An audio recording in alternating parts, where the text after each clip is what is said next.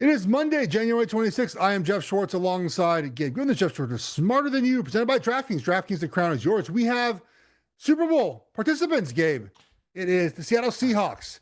It is the New England Patriots. And we are a mere 13 days away from Sam Darnold getting presented the Lombardi Trophy by Roger Goodell. Something that I never would have imagined happening in the National Football League. We have made it, Gabe. We are here. How was your weekend, sir? Glad to be talking football with you. Very glad to be talking football with you. My weekend was fine, I got to say. Not the outcome I was looking for in either game. Obviously, LA guy now, so I got to root for the Rams. My kids would have enjoyed that. Always going to root against the Patriots. We'll get into it. No college. It was a weird weekend for football watching for me. It was different for me. I mean, look, I have no dog in the fight other than my takes. And I said very, very famously, Gabe, entering the postseason, that the Patriots are fugazi. And I think we're now up to 4,000 comments on Instagram from the Bear Pets podcast where I said they're fugazi team. I'll be right one of these days, hopefully in 2 weeks. But the Patriots are here. And what game would you like to start with? Your hell or... Yeah. That hell, I guess my hell. I don't know if it's my hell. I have no hell for this. Who cares? It's hell for me, and it is a fugazi team, and I think we have to just acknowledge that. So I get it; they're there. I saw a tweet that enraged me. I fired it your way. This is from a guy named Daniel Rotman. I don't know if that's a real person or not. It doesn't even matter who Daniel is, but he likes to point out the Patriots are the first team in NFL history to beat 3 top 5 total defenses in the playoffs. And then he lists them. The Chargers, the Texans, and the Broncos. Tough day for the schedule narrative, he says. Well, sir, incorrect. The schedule in the regular season was an all-time easy one. And then the path to the Super Bowl in the postseason for the Patriots, because of the teams you just cited, is laughable. None of us, not just the haters like me, none of us have to take this Patriots team seriously still. So... I know we have more tweets to go through this show, so I'm sorry if I'm sort of going to hit on some of these and take your way. Fire away. But I mean, here we go, right? Jets offense in the regular season, negative 0.172 EPA per play. Patriots offense in the point season, negative 0.171. So they're the same EPA per play in the regular season. The Jets, Patriots postseason. It's just not been good on the Patriots offense. And it's funny because you listen to some Patriots, people in the podcasting sphere that I like to listen to on Monday mornings. And even he says the Patriots offense has not been playing well. It's not been playing well. 2 games in the postseason, they have scored 1 whole touchdown. And in this game, last game, it was on a weird play where, so the Stidham fumble is interesting, Gabe, or backwards pass, because if the Patriots player hit the ball as it's leaving his hand, it's a deflected pass, incomplete pass. Right. But if he just hits his hand, which appeared he does, it would be a backwards pass.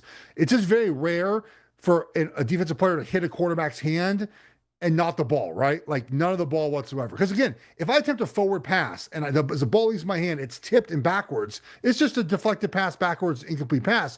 But they ruled this a backwards pass, and they also fudged the entire way that they should rule that, right? It should have been a live ball, pick it up, touchdown. The Patriots had zero drives in that game for 4 touchdowns. The offense just hasn't been good enough, right? Then there's many stats to continue to go down the line. Drake May in 3 playoff games, 55% completion percentage, 4 touchdowns, 2 interceptions.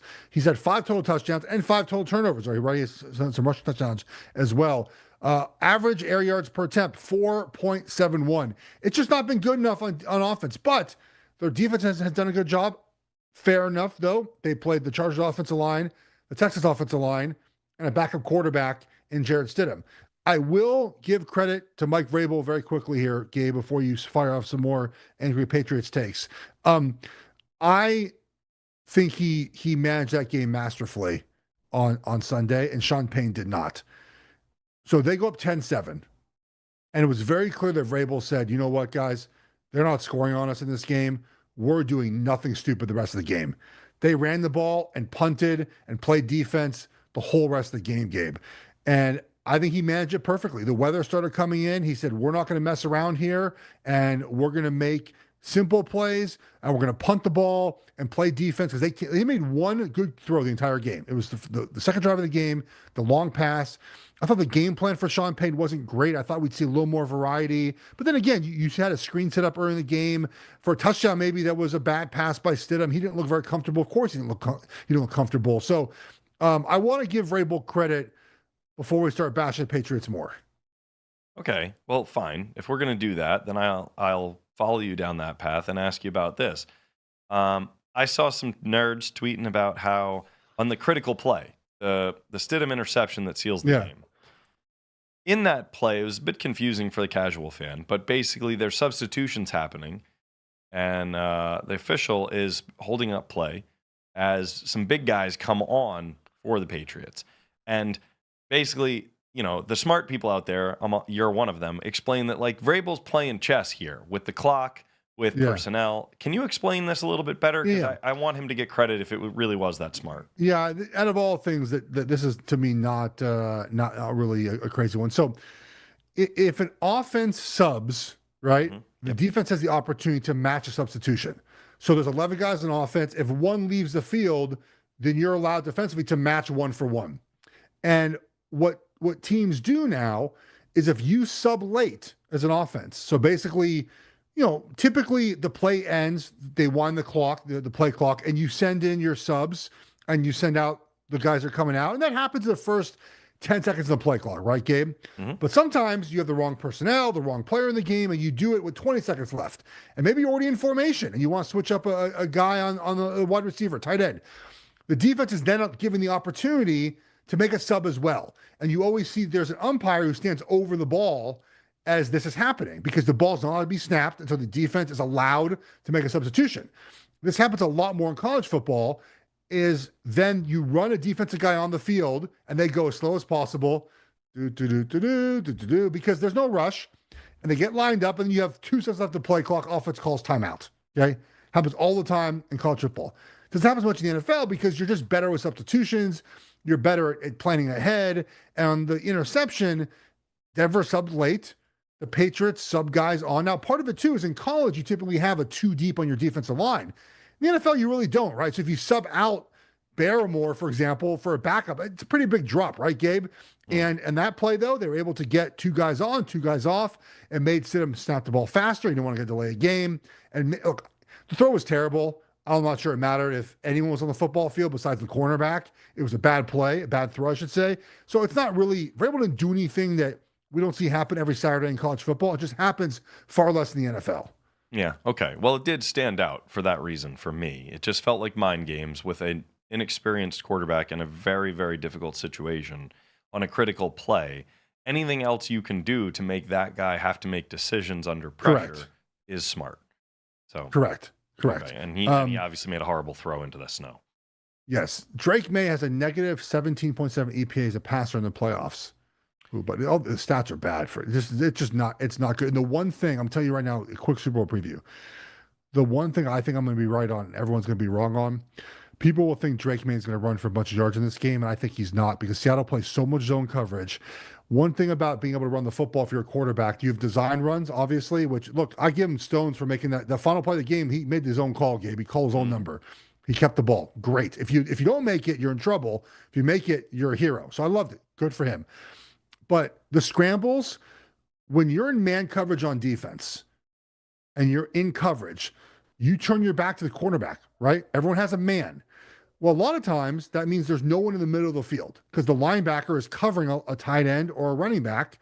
And so there's a giant hole in the middle of the defense that the pass rush is a little bit aggressive, not in their lane, boom, take off. That's what Drake May did. Against zone coverage teams like Seattle, you can't do that. There's a middle linebacker standing right over the ball. So like I think that if you take that part away from his game, then heading into a game where he might have to throw the ball a little bit more, that definitely favors Seattle. Okay. I like that little knowledge there. I will bet his under when it gets goes higher and higher and higher. Well, I don't even know what unders are going to look like in this game. So let's go through a couple more damning Patriots and Drake May stats. According to Scott Kaczmar, QBs to make or win the Super Bowl with multiple playoff games where their offense didn't score 17 points. The 2000 Trent Dilfer Ravens, famously always referred to as the worst quarterback to ever win a Super Bowl, led by the defense. 2001 Tom Brady, people now call him the GOAT. Back then, he was a young game manager who was carried by his defense and special teams. And 2025 Drake May. Brady had it for all 3 games, by the way. But he's not in the kind of company you want to be in as a quarterback who's trying to win a Super Bowl in this era. We haven't seen this for most of this century, a quarterback who just can't move the ball get bailed out by the other phases of the game. There's other stats, by the way, and that show luck. Did you see this one, Jeff? Same guy. Record when scoring under 17 points. Justin Herbert's 2-16 in his career. Joe Burrow's 1-10. Josh Allen's 4-19. Patrick Mahomes is 2-7. Lamar Jackson's 3-7. Drake May 2-0 in the playoffs. Look, he's making the plays he has to make. I'll give him credit for that, but he doesn't do anything. And if Seattle scores 21, 24 points, is he going to be able to match in a game where? And this is something that I know we're maybe ahead of ourselves previewing this a little bit, but there's just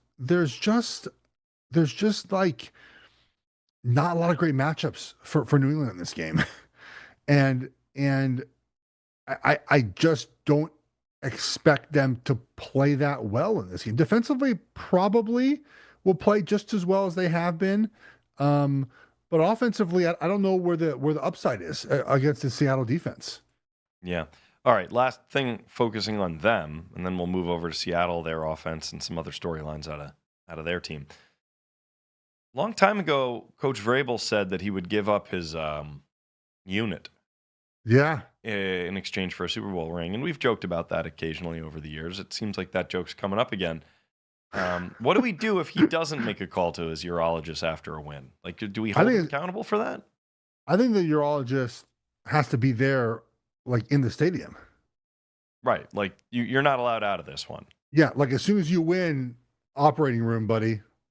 You don't even let him go, have a few beers in the locker room with the fellas? No, you get a few beers, and then he can't leave the stadium until it's finished. You think it's a in the stadium thing? So he goes to the parade and he's already recovering? Yeah. Yeah, I'm recovering, yeah. Yeah. Okay. Yeah. That's harsh, Jeffy.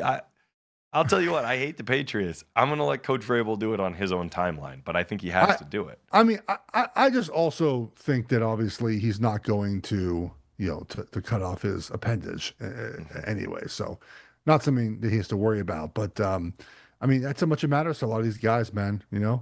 I mean, Devontae Adams has been in 5 championship games now. It's 0-5. He seemed quite emotional after losing this one. Yeah, of course. Yeah, this seemed like his best chance in a while. People, people say that losing this game is worse than, not making it, right? Not yeah, I know what you mean. Not making the playoffs. It's worse to lose this game than worse to not even make the playoffs because you're so close, right? And you're out, especially if you're Denver, right? Because your quarterback gets hurt, but they win that game with Bo Nix. Probably. And Pat Bryant got hurt early in the game. I don't think Troy Franklin played in that game. Patriots had 1 scoring drive for a touchdown that was 12 yards. That was it. Yeah. All right. Well, let's talk about the Seahawks then. Yeah. If Darnold is to win, well, first of all, he's already the first Trojan quarterback to make a Super Bowl. I didn't realize that. Which is wild. Thank you. He would be the first to win, obviously. I got to tell you, and I've watched him since his Trojan days, and as the Jets picked him, that coincides with when I divorced the Jets. I have not believed in Sam Darnold. I've talked about that many times here with you. Yeah. I don't know what to say other than the guy brought it. I mean, he really has been. He's been top notch when they needed him. Yeah. And do you think he can keep it going? Yeah, we're gonna have to make some amends here and eat some crow on him. I think. We were wrong, Gabe, about him, and we had every right to question Sam Darnold, right? The 2 biggest games he played last year did not play well, right? Week 18, and then the playoff game. Mm-hmm. Even this season, the 2 Rams games he played, right? 6 interceptions total. Yeah. Other moments this year where you're like, I don't really know. And then he was unbelievably good. 91st percentile EPA game, under control, on time, on target. Now, he's always going to throw a couple passes a game that are kind of close to being intercepted. It's just what he does. But those were mostly early. I just thought it was a masterful game plan from Kubiak. It was well executed by Sam Darnold. The run game, which has not been really something they've done well this season, really took off, especially in the first half of this game. It slowed down second half of this game, but it took off. Their offensive line in Seattle has played much better. In the postseason, they really played in the regular season. They have some issues right guard, but I thought Cross played well. The left guard and center are really good. Lucas is fine at right tackle. And I thought the whole offense played such a good game against a Rams defense that really isn't as good as we think. It's not a great defense. But I think it comes back to the idea that we just didn't believe in Seattle because of Sam Darnold game, right? Like all of your pieces are there, right? Good coaching staff, good defense, good pass rush, attacking style of defense. Now, they didn't tackle terribly well in this game, which is something that we haven't seen all season from them. Again, a good offensive design, JSN, Cooper Kupp came alive in this game. They have the two running backs. Obviously, one is out now. Good enough tight ends. And we just didn't believe it because of Sam Darnold. If I tell you that team is constructed, has a quarterback we trust, you would have said, oh, the Super Bowl team. And the question is now, for me, do I trust Darnold going forward? The answer is yes. The answer is yes. I think this is now, of course, you can throw 2 interceptions and look like a pumpkin in 2 weeks. But I think this game for me, you got to be confidence for him, right? He's got to feel like I did it. We did it. In the biggest game of his career, after hearing forever he couldn't win that game, he was MVP of the game. Yeah. Also, up until yesterday, the only true highlight of Sam Darnold's career was that Rose Bowl where he just like took over and the Penn State way to a win. The Penn State one, right? When they beat Penn State. Yeah. So he can do it. He can, but it's just that attitude was also how he would play like week 4 against the Dolphins, and you'd be like, what is this guy doing? Why is he throwing it there? Like, don't fumble that. What are you doing? Yeah. But he seems to have outgrown a lot of it. And if they need to drive for a touchdown late, I believe that he believes he can do it. And that belief is important, right? As we know. And again, he's made the big throws, man. Like he was so good yesterday. New England's defense presents a little bit different challenge. They're better inside interior pass rush, which is going to be important to note. But the edge rushers aren't as good as what he's just has seen. I'm not sure the secondary. Gonzalez is very good, but as a whole, the Rams secondary is not as good as New England. I'll give you that. But just as a whole, the Rams defense probably a little bit better. New England's numbers are good, but again, they haven't really played as many people this season. So a different challenge for him, right? I mean, I'm sure he'll think about the things that have happened in his past, but the confidence, man, it's got to be through the roof right now for him. Deservedly so. He played well. Okay, so then talk to me a little bit about the opening line. I'm a little surprised by it. Yeah, talk to me. I smashed the Seahawks minus 3.5 and the Seahawks on the money line. Okay. Like my app was open. I was ready to go. I took both those immediately. Look, people will point to Seattle's defense not being as good as we think, but is that more of a Rams thing? Because the Rams seem to be their kryptonite, right? The Rams play well against them. Everyone else, Seattle has done a good job against. Now, they've had random games here and there, but, outside of the Rams, they've allowed what? They allowed 3 to the Niners. Now, the Niners were hurt in that game end of the season, but 10, 16, 9, 0, 24, Rams 21, Cardinals 22, 14, 19, 12. It's a good defense. The Rams, for whatever it's worth, they play them a lot. They have their quote unquote number. The Rams against the Seahawks in the last 2 games they played in Seattle, 64 points, 1,000 yards, 1 turnover, and their 0-2 record. I think Seattle's defense just has trouble playing in Los Angeles. I don't even have trouble playing New England. All right, an interesting stat about that defense then.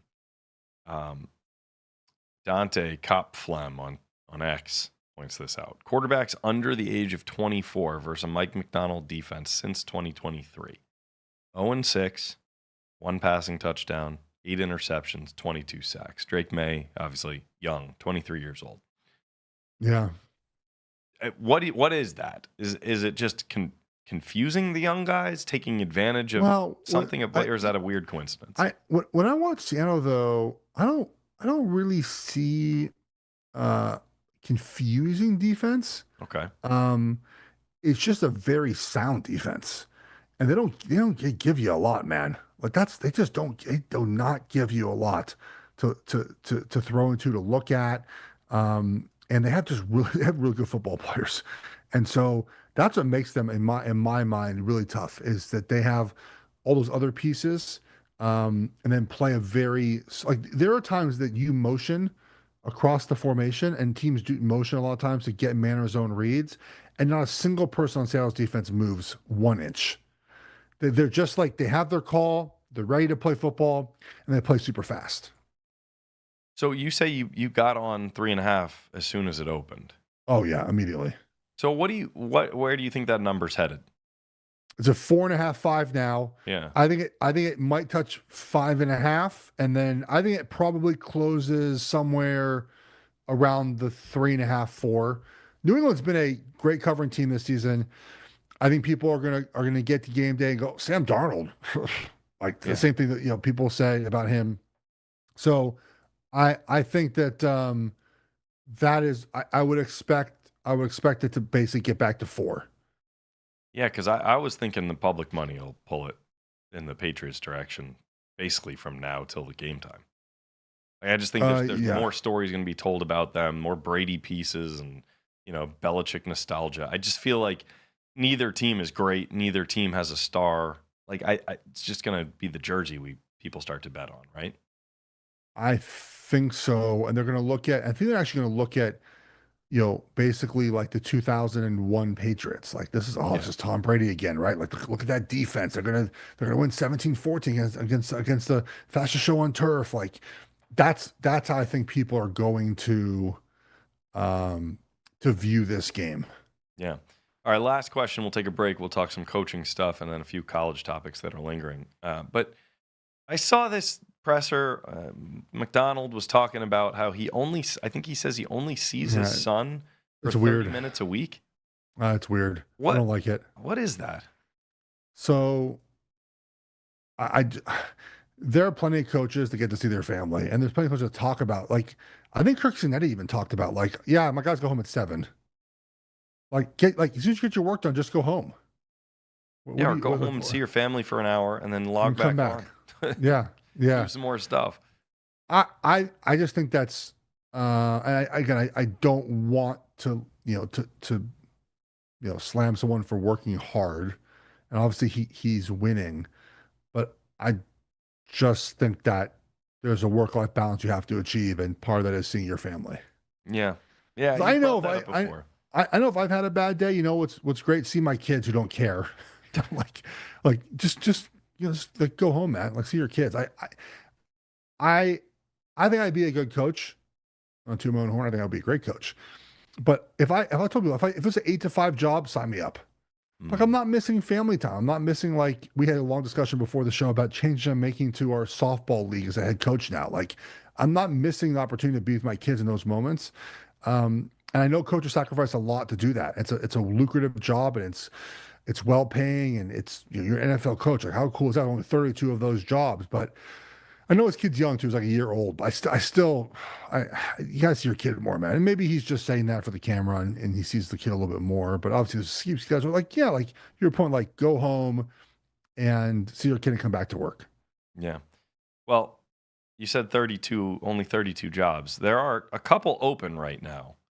A couple just got filled. I think we should talk about the coaching carousel a little bit more. And then also I want to talk about Diego Pavia and what the hell's going on with him. Mr. 5'9". Let's do that. All right. Quick break.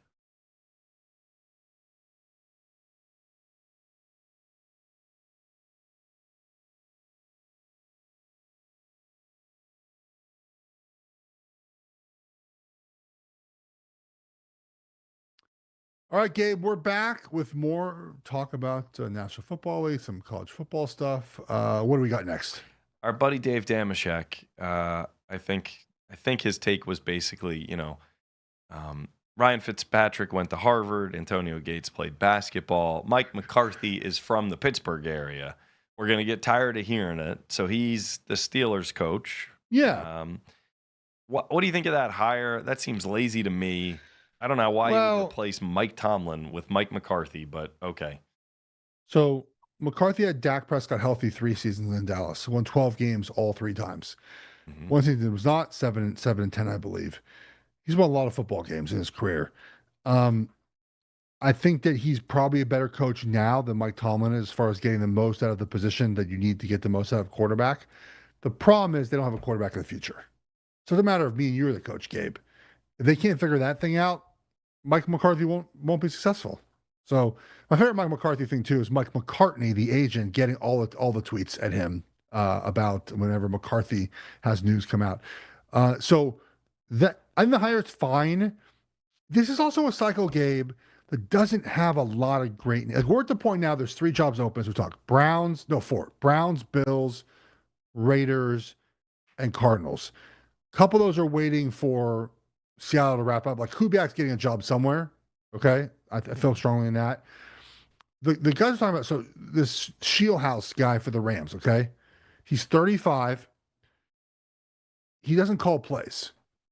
I was thinking about coordinators, offensive coordinators who don't call plays, getting head coaching jobs. It's not great. Matt Nagy, Bill Callahan, they called plays before he got the Rams job.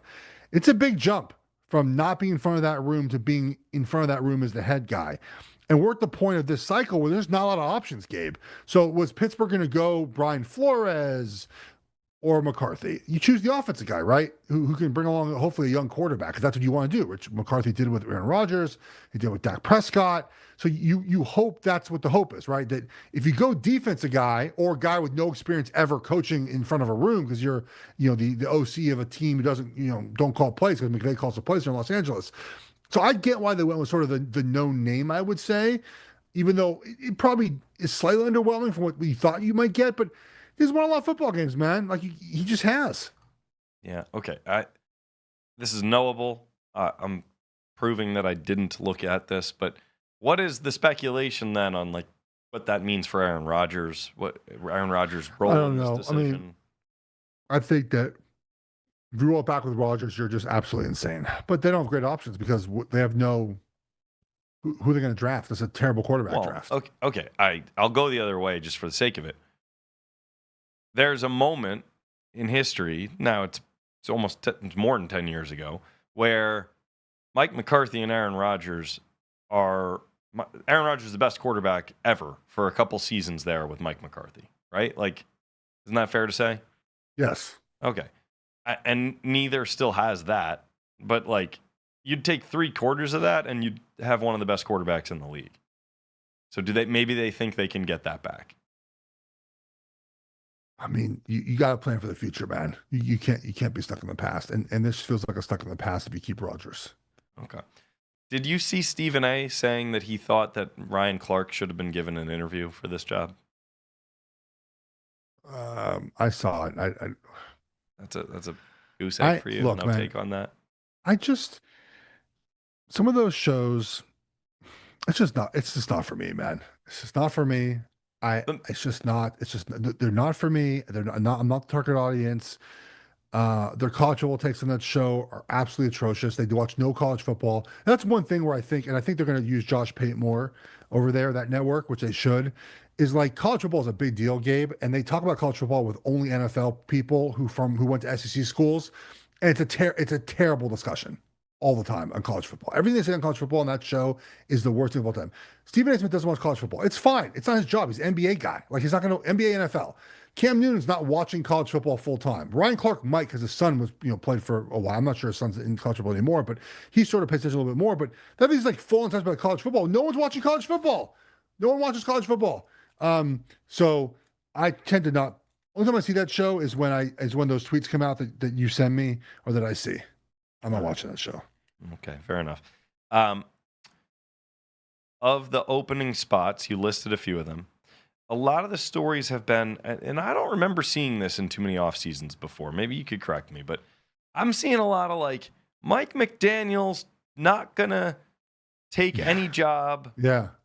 except this one if he The gets Buffalo, it, but yeah, he's right, probably yeah. going to be the OC, so he's waiting. Like, or Flores. Yeah. It's all very qualified and like they have a job, but they're holding out for a better one. Are we done with that now? Like, is it time to just slot the people in? Okay. So, I think some of that is just agent speak, right? Just to making sure it sounds like their client is like I think it feels like Philip Rivers pulled himself from the Bills. He's not getting the Bills head coaching job. So it just sounds better than I didn't want you. So they're saying, hey, we pulled ourselves out of this coaching search. Um, the Browns don't have the record though of people pulling out coaching searches. I mean, they have like 12 guys who are like, I'm good. And there was a report that Andrew Berry, their GM, is making them do multi-part essays and personality tests and all. It's too much, man. Like, you think any quality candidate is doing a multi-part essay to be the Browns head coach? Well, they do have a Pro Bowl quarterback. Yeah, now, they get a though. Pro Bowler at quarterback. I was going to correct Okay, you there. so here's my take quickly. I didn't put this out for the internet. I might tweet this out later. I really don't care if Shadur's a Pro Bowler or not. The game, there's no game. It's flag football. Who cares? The problem, Gabe, and I say this all the time, is that those awards matter when it comes to post-career, like Hall of Fame, and like it's got to mean a little bit more than it does now. And I know that like when it comes to discussion about someone's career, and you make the Hall of Fame as the you make the Pro Bowl seventh alternate. That's not brought up. No one's going to like, let's say Shadur plays so well, he's in discussion for the Hall of Fame. I'm just making this up, right? They're not going to go, well, he was the 18th alternate that one year for the Pro Bowl. They're not going to say that. But the fact is, he's now a Pro Bowl quarterback forever. Like it still carries some gravitas, and they're treating this like it doesn't matter at all. And I still think it does. Like, there's no way even the ardent Sanders supporter thinks he's a Pro Bowl level quarterback, Gabe. And this happens with Tyler Huntley. It happens all the time. It happens with offensive line, defensive linemen. And again, it matters because we use it as a way to summarize someone's career. And so the game itself is unimportant. I don't even know. I learned to play football yesterday. I'm not watching a second of it. I think I used to watch it when it used to be a real game. It's not a real game anymore, but it still matters. And that's why it kind of frustrates me when some guys that are just, I'm using Sanders as an example, just they're not deserving of this, right? And that part bothers me. Yeah, I agree. And if you're going to give the 17th alternate the nod, so you're basically just saying like we need someone to show up, and we're giving it out, then why not give it to a guy like Joe Burrow and go like, well, one day this guy's going to have 10 or 12 of these appearances, and he's going to maybe be a borderline Hall of Famer if he stays. It's by voting, though, isn't it? I know, but what I'm saying is why vote? Like, who's voting for Shador Sanders? What did he get in? Like 4 games? 5 games?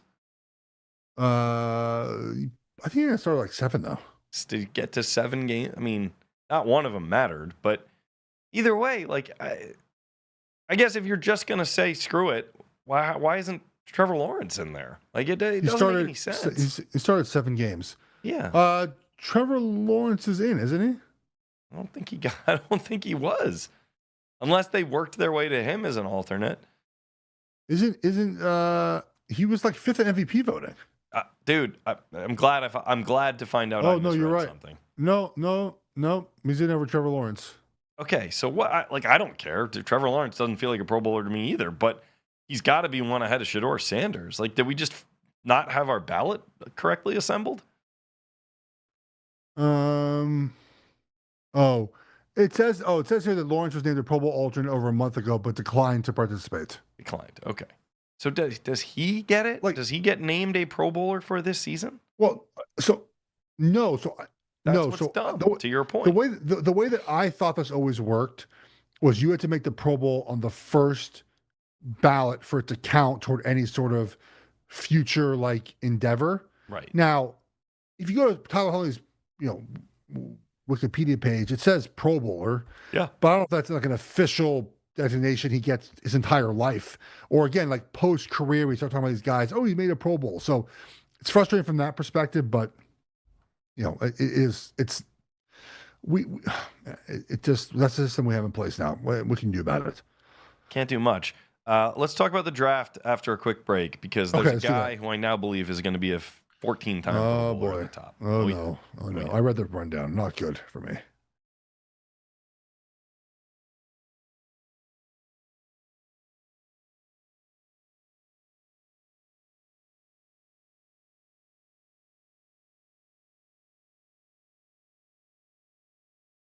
All right. So for those who are here this long, thank you for staying. Rate, review, subscribe. Hank told me, I asked him for some numbers. I don't, he didn't give me the numbers, Gabe, which is fine. But he said that we're in the top 6% of retention on Spotify for podcast.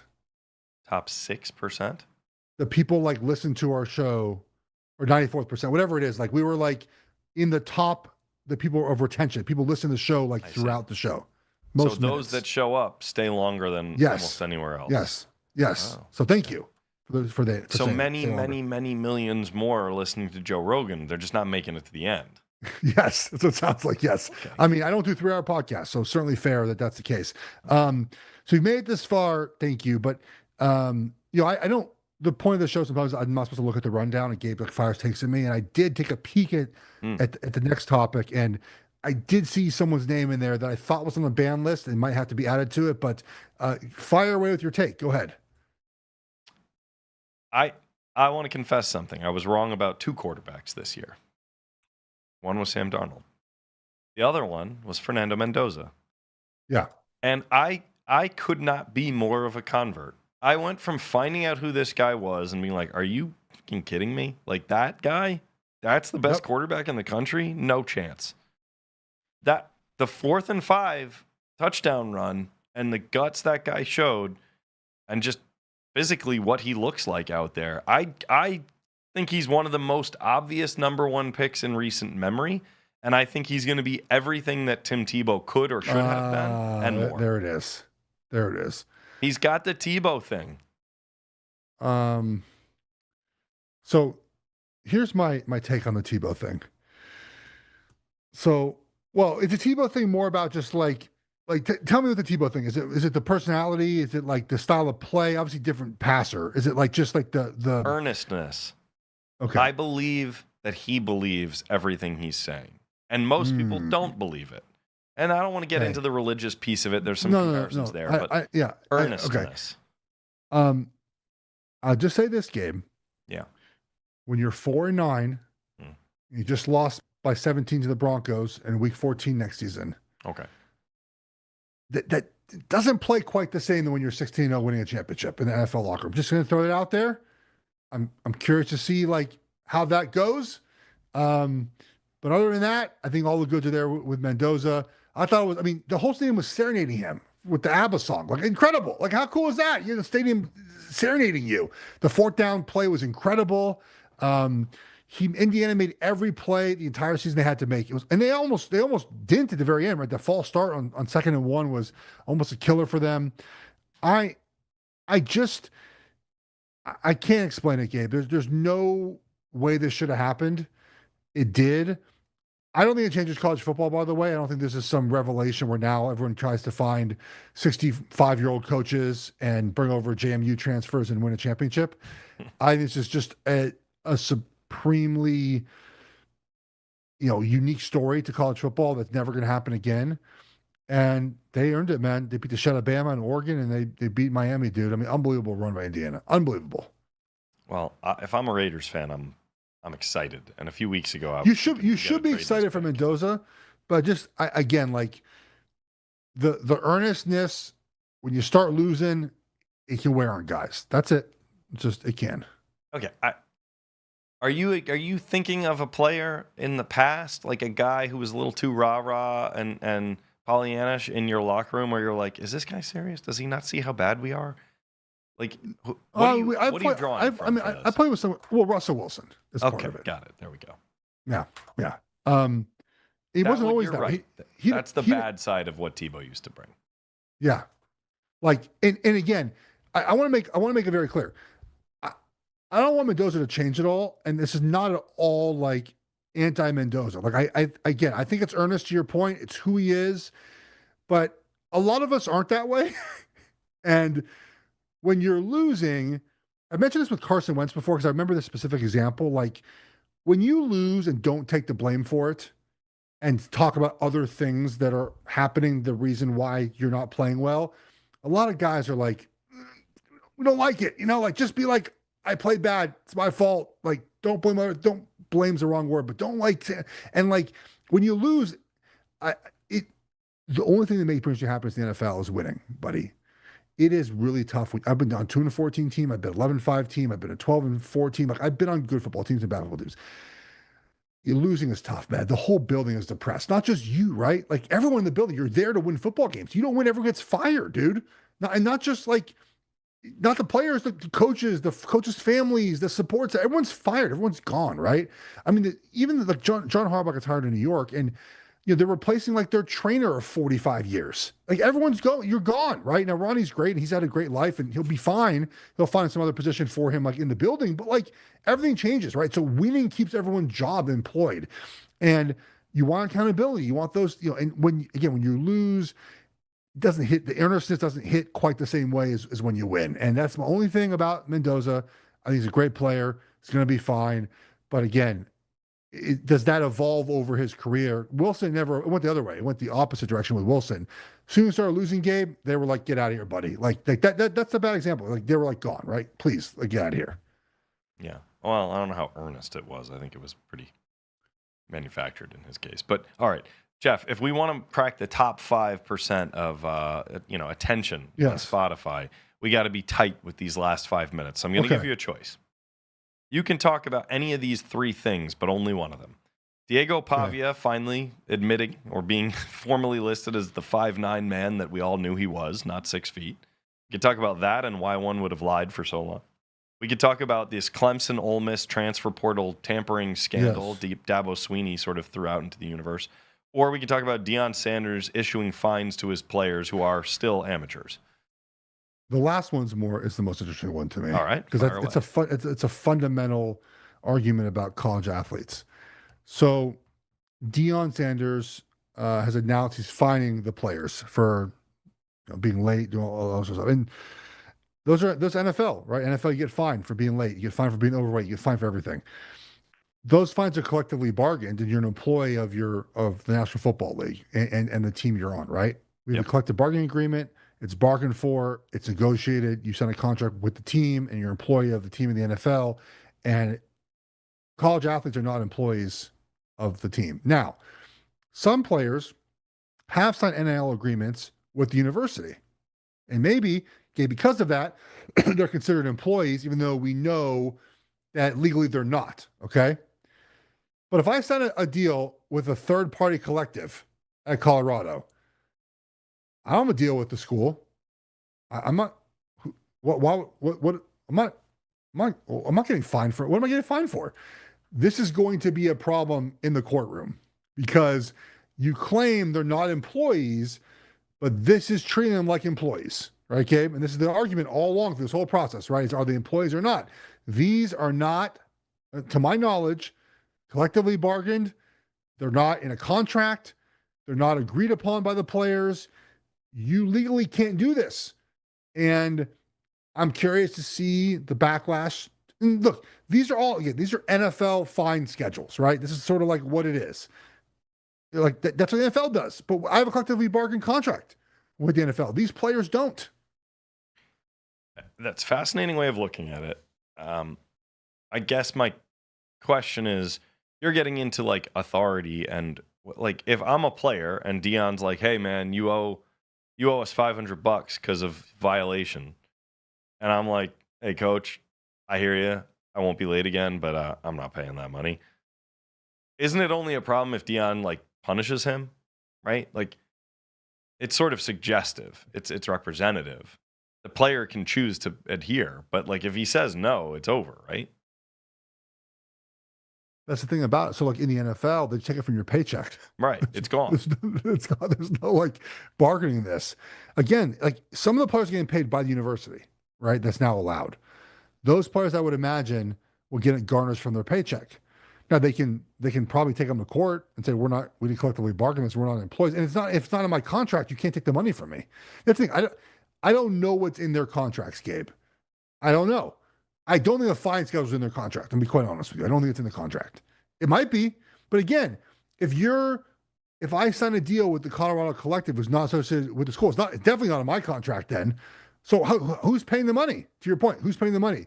Who's getting the money? Is it going to the University of Colorado, going to the athletics department, it's going to Dion's pocket? Who's getting the money?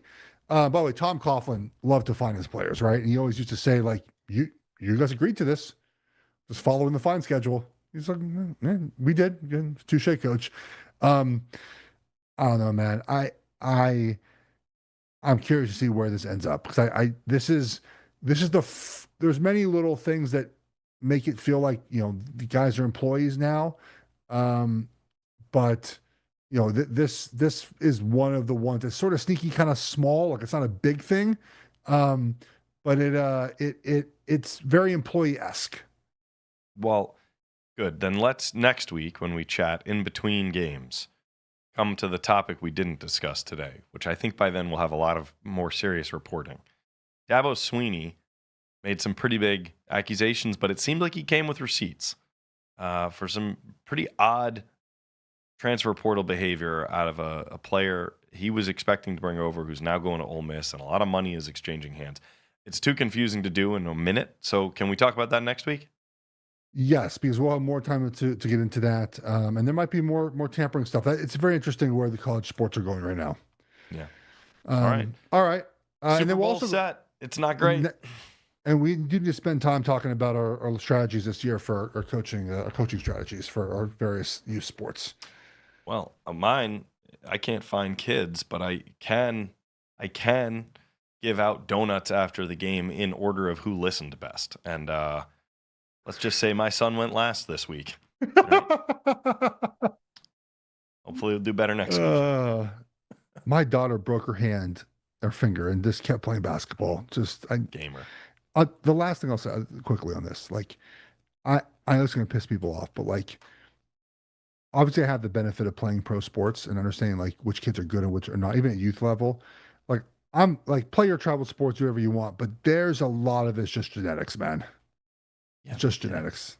That's all it is. It's all it is. And sometimes you're blessed with it. Sometimes you're not. My daughter is a freak athlete because I'm a freak athlete. I know I'm fat and slow and people think I'm an athlete, but like that's what it is. My son just didn't get it.